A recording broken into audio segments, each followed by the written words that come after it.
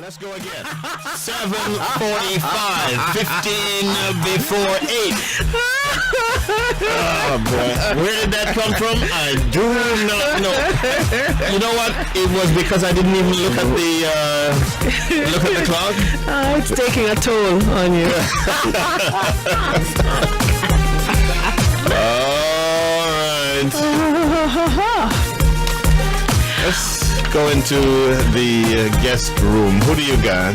We have Paul Blake, author, founder of Words Worth It Motivational Speaking and Training Company Limited, with words to inspire. And this author is going to motivate Francois this morning to behave himself. He's a licensed marriage officer, counselor, associate minister, daddy. How many things? Paul, how many things? Oh, a whole lot of things. Jack of all trades, master of some. That works. Okay. Well, let's figure out the book. Let's start there with the author. Words to inspire. How will this inspire Francois Saint-Just? Why am I the guinea pig this morning? Why not? Well, Words to Inspire came about. I write quotes every day, and people seem to like what I write, so I just decided that I put it in a book. So this is actually the first of about 6 volumes. I have enough material for about 6 volumes. Oh, wow. I was wondering how you knew you were going to have more than one volume, because I'm actually on volume 2. Okay. And when you say quotes, can you give me one? Like I do like words, the power of words, like the use of negative things. Using negative things that people say about you to build a stronger foundation. Yeah. And that basically has to do with the fact that, sometimes you have persons around you who only speak negative of you. People tell you that you... Bad mind. Yeah, that you... Bad mouth. Go nowhere, that you become nothing and all of that. And I find sometimes that, you can use that as a foundation to build yourself, to prove people wrong. Yes, it is. And I'm a product of that, so I know exactly what I'm talking about. Well, let's talk about that. Where you're coming from, what you went through to get where you are now on your journey to where you're going to end up. Well, I am from the parish of Manchester. I grew up in a little district called Rose Hill, which is about 9 miles out of Mandeville. Grew up in hard country life. Yeah. You was in town quarter looking firewood and all of that. Okay. Grew up in that kind of scenario. Went to Manchester High School. Very, very hard life at Manchester High School also. My parents got divorced when I was in 3rd form. And I think that had an impact on my life. Yes. So I didn't do very well up to 5th form. And through the love of my mother, mommy would not give up on me. Right. And I had to repeat 5th form. I only passed 3 subjects the first time I did CXC. And mommy told me that you have to repeat, and I repeated, and I got a further 3. So I ended up having 6 subjects after high school. At that time, is it that it affected your confidence, or you became rebellious? No, it affected my confidence. Because I for the most part, I grew up with having 2 parents. Yes. And for different reasons, my parents broke up.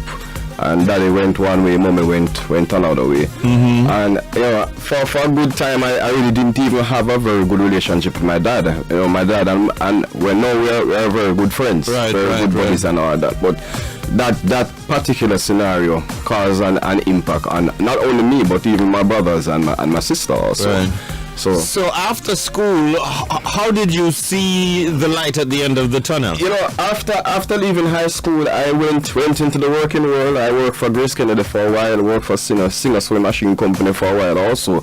But the thing about it, I just didn't like what I was doing. The business world was just not for me. Just didn't like it at all. I woke up every day wondering why I had to go to work. It was just... That's right. It was just... that world was just not for me. And I think the turning point in my life came in 1998 when I became a Christian in 1998. Ah.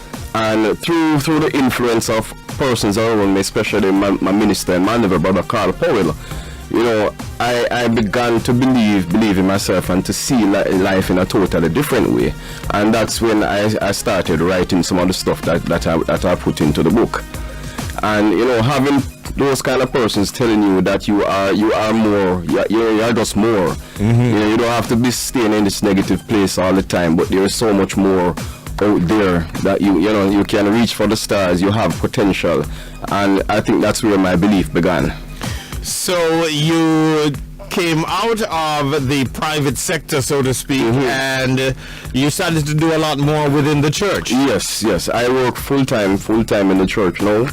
I'm also a teacher. We have the school, we have Jamaica School of Preaching and Biblical Studies. We have a school that I teach at the school. I help to train young ministers. Oh, okay. And you are also Are you a minister yourself? Yes. Did I read that? Yeah, yes, I am. Yes. Okay.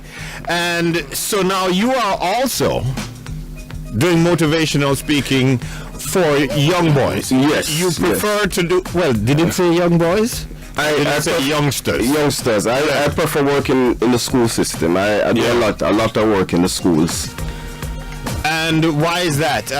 Nothing wrong with that, but it seems to the exclusion of motivating young adults. It's not. Well, I motivate everybody, but I find that because of where I came from within the school system, and I know that having positive influence has an impact, especially on young persons, and especially on those who are troubled. Because in the scenario where I work within the school, I find that I deal with a lot of troubled children, especially young boys. And I find that the father, because of the fact that the father figure is missing and everything, I find that, you know, going in and talking to them helps them a lot.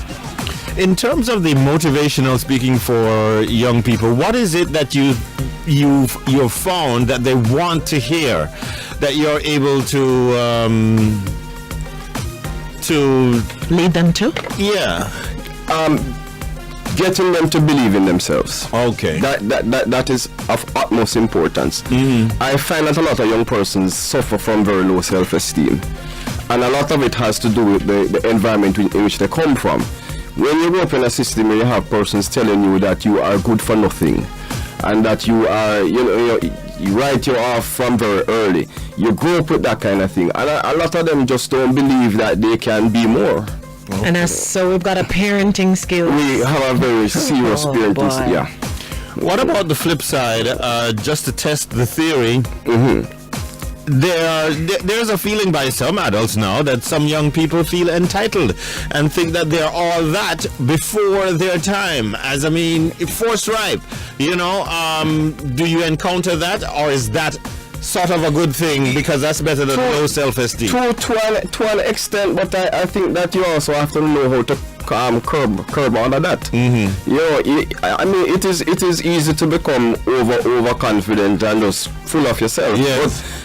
But you have to be able to harness all of that, because it's just energy. You have to be able to harness all of that energy and turn it into something very positive. Interesting thought. It's just energy. How do you manage as a father? Oh Lord. I have a vibrant 6-year-old, and he's a village lawyer. Look at his daddy. He will question everything. Yeah, he has something to say about everything. All right. And he's an expert on everything. I put myself in the position where he is. No, I am an overly active kind of person. I don't sit in one place for very long. And sometimes when I see my son behaving that way, all that I have to do is remember who I was when I was younger. Yes. So, I just curve all of that energy and try to harness it and turn it into something positive. We try, my wife and myself, we try not to keep him in a box. So just allow him to explore within the confines. What's your fear for him? I think my greatest fear for him is for me not to be around to see him become a man. I think that's my greatest fear. I don't worry about providing him material things. All of those things will come. I just want to be there for him as a father. That's my greatest thing. Wow. Okay. Which is kind of hard when you're wearing all of these hats. So there's a husband hat, Raquel puts up with you. Yeah. There's the daddy hat, and then there is the licensed marriage officer. I'm always curious when you have the couples come up to take that big step. You ever tell any of them yet that you don't think it's a good idea? Normally I don't do weddings for persons who I don't counsel. I really do weddings for persons who I don't counsel, because I find that to be in a marriage, it takes a lot of work, and I prefer to sit and counsel you and carry you through all of the challenges, all of the things that you're going to face, because it is hard work. And has love fixed everything, or are there that you said? That's a fallacy. Love doesn't fix everything. Like we live in a real world. So there was one, or was it two? I will not incriminate myself. My wife is listening. No, it's not. No, I meant in terms of, because I'm always curious as a marriage officer. If sometimes you see, boy, that's not going to happen. That's not gonna... I'm honest enough to tell a couple that if it is not going to work, I think that you should part company, because it is better to tell them up front. If they decide that they want to go ahead and do it, that's their business. But if I see the signs, I'm not going to pretend as if the signs are not there. I'll point it out to them and tell them that these things are going to be challenges to you. But your role is also to motivate as well, to work on the problem. So it all ties and most of the times the problems can be worked on, because as long as they are willing to work on the problems, it can be worked on. So it ties back into your company, Words Worth It Motivational Speaking and Training Company Limited. Where do people find you, Paul Blake? You can find me at 8 Hillshire Drive, Independent City. That's where my office is. That's where the church is also. You can reach me on 835-6524 or 385-7217. You can find me at Words to Inspire on Facebook. You can find me on Instagram, Words to Inspire. And we can find your book soon, because the launch is coming up. And you can find my book soon. The launch is on May 27th at PCJ Auditorium at 3 p.m. Words to Inspire, Volume 1. Volume 1. Because there are 4 more. Yes. Volume 2 is on the way. Do you see yourself writing something that's not about the thoughts that you've been Yes, I want to do something on marriage and relationships. See, your word to help those. I've actually started a manuscript on that. I don't know when it's going to be finished, but I've actually started it. Would you write for children too, knowing as you do the challenges they have and what it is they need to hear and know? I think that I would do that with my wife, because she's also a counselor. She's a trained counselor. That's right, which means you never argue. I don't think that's so. I would say we handle our arguments better than most people do. Okay, that will work. Prosper, I need to come for That is true.